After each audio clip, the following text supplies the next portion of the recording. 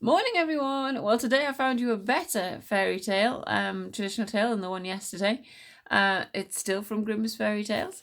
It's called The 12 Dancing Princesses. Hopefully, today's going to be as sunny as yesterday and the day before. Today's Friday, and next week it's half term. So I won't be here next week. And hope we're all going to enjoy a lovely half term outside and that it will still be sunny. And we're off for half term. Here we go, the 12 Dancing Princesses. There was a king who had 12 beautiful daughters. They slept in 12 beds, all in one room, and when they went to bed, the doors were shut and locked up. But every morning their shoes were found to be quite worn through, as if they had been danced in all night long, and yet nobody could find out how it happened or where they had been. Then the king made it known to all the land that if any person could discover the secret and find out where it was that the princesses danced in the night, he should have the one he liked best for his wife, and should be king after his death. But whoever tried and did not succeed after 3 days and nights should be put to death. A king's son soon came. He was well entertained, and in the evening was taken to the chamber next to the one where the princesses lay in their 12 beds.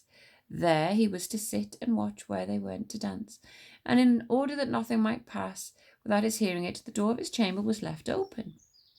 But the king's son soon fell fast asleep, and when he awoke in the morning, he found that the princesses had all been dancing, for the soles of their shoes were full of holes. The same thing happened the second and third night. So the king ordered his head to be cut off. After him came several others, but they all had the same luck, and they all lost their lives in the same way. I promise it's a good story. Now it chanced that an old soldier who had been wounded in battle and could fight no longer passed through the country where this king reigned, and he was travelling through a wood. He met an old woman who asked him where he was going.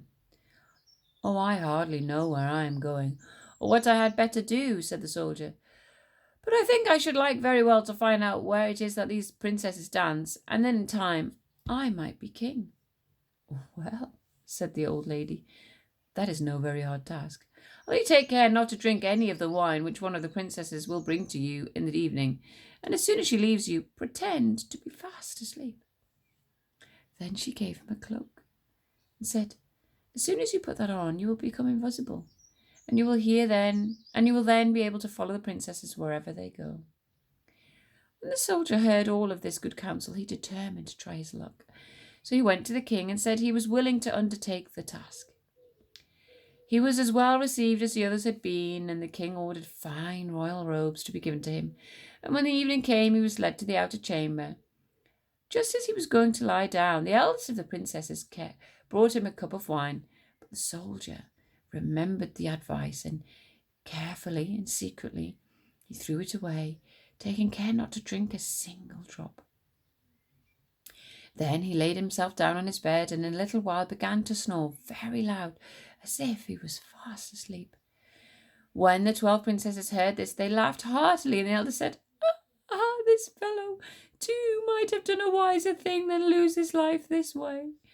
Then they rose up, opened their drawers and boxes, and took out all of their fine clothes, and dressed themselves at their glass and mirror, skipped about as if they were eager to begin dancing. But the youngest said, "I don't know how it is.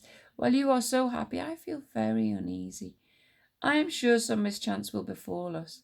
"You simpleton," said the eldest, "you are always afraid. Have you forgotten how many kings' sons have already watched in vain? And as for this soldier, even if I had not given him his sleeping draught, he would have slept soundly enough." When they were all ready, they went and looked at the soldier, but he snored on and did not stir hand or foot, so they thought they were quite safe.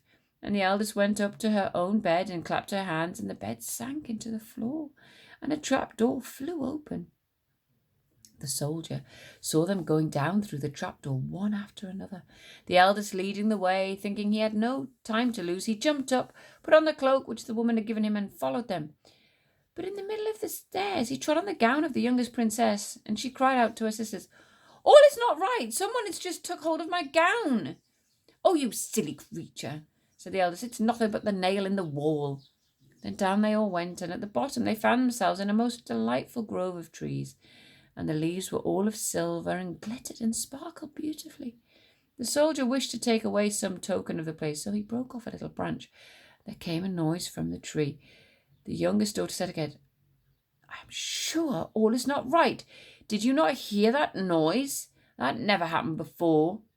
The eldest said, "It is only our princes who are shouting for joy at our approach."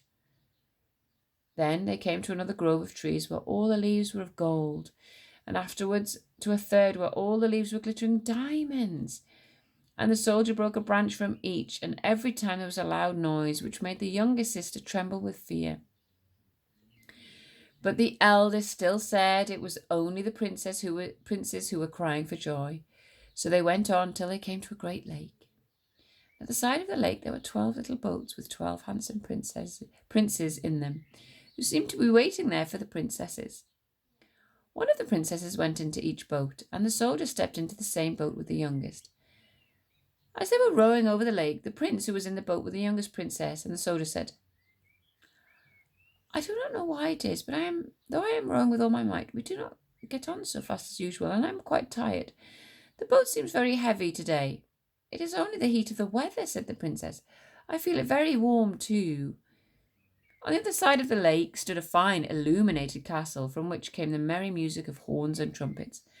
There they all landed and went into the castle, and each prince danced with his princess, and the soldier, who was all the time invisible, danced with them too. And when any of the princesses had a cup of wine set by her, he drank it all up, so that when the cup was put to her mouth, it was empty. At this too the younger sister was terribly frightened, but the eldest always silenced her. They danced on till 3 in the morning, and then all their shoes were worn out, so that they were obliged to leave. The princes rowed themselves back again over the lake, but this time the soldier placed himself in the boat with the eldest princess, and on the opposite shore they took leave of each other, the princesses promising to come again the next night. When they came to the stairs, the soldier ran on before the princesses and laid himself down, and as the 12 sisters slowly came up very tired, they heard him snoring in his bed, so they said, that was all quite safe.